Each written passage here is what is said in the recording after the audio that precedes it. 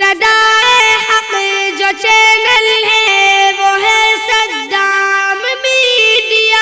بسم اللہ الرحمن الرحیم نحمده ونصلي على رسوله الكريم اما بعد فاعوذ باللہ من الشیطان الرجیم بسم اللہ الرحمن الرحیم قل هو اللہ احد اللہ الصمد لم یلد ولم یولد ولم یکن له کفوا احد۔ سامعین اکرام، میں کوئی مقرر نہیں ہوں کہ تقریر کر سکوں، مگر چند دن اس مکتب میں رہ کر جو کچھ سیکھا ہے آپ کے سامنے پیش کرنا چاہتی ہوں، اسے غور سے سنیں۔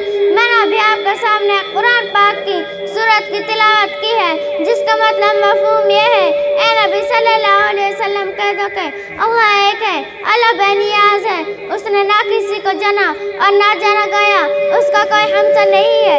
سامعین اکرام، جب ہم کسی مشین کو دیکھتے ہیں تو کہتے ہیں اس کو کسی انسان نے بنایا ہے یا اپنے آپ نہیں بن گئی ہے۔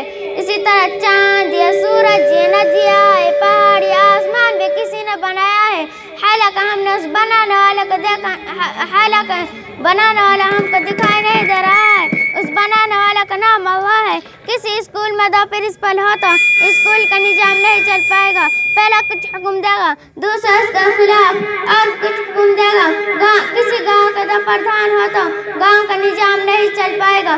اسی طرح اس پوری دنیا کے بھی دو سے زیادہ خدا نہیں، ورنہ اس دنیا کا نظام نہیں چل پائے گا۔ چاند، سورج، زمین، آسمان سب اپنے اپنے کاموں کو پابندی سے کر رہے ہیں، جسے پتہ چل رہا ہے ان سب کا مالک ایک ہی ہے اور وہ اللہ رب العزت ہے۔ اس لیے ہم مسلمان صرف اللہ کو مانتے ہیں اور ہم کلمہ لا الہ الا اللہ محمد رسول اللہ صلی اللہ علیہ وسلم پر ایمان رکھتے ہیں۔ اللہ کے سوا کوئی معبود نہیں، حضرت محمد صلی اللہ علیہ وسلم اللہ کے رسول ہیں، یعنی نفع نقصان پہنچانے والے کاموں کو بنانا اور بگانے والی ذات صرف اللہ کی ہے۔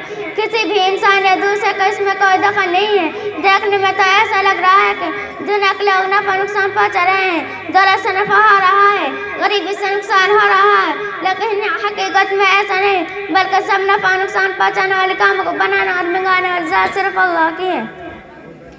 اسی طرح ایک چیٹی نے کاغذ پر قلم چلتے ہوئے دیکھا، قلم لکھ رہا ہے، جب لکھنے کا کام آدمی کر رہا ہے تو چیٹی کا آدمی نظر نہیں آیا۔ دنیا کے لوگ اور دنیا کی چیزوں سے نفع نقصان ہوتا دیکھ کر کہہ رہے ہیں دنیا کے لوگ اور کاموں کو بننا اور بگانا اللہ کی طرف سے ہو رہا ہے، یعنی وہی معبود، جبکہ حقیقت میں معبود صرف اللہ ہے۔ اللہ ہمیں اپنی طاقت اور قدرت ذات عالی کا یقین عطا فرمائے۔ وآخر الدعوانا الحمدللہ رب العالمین۔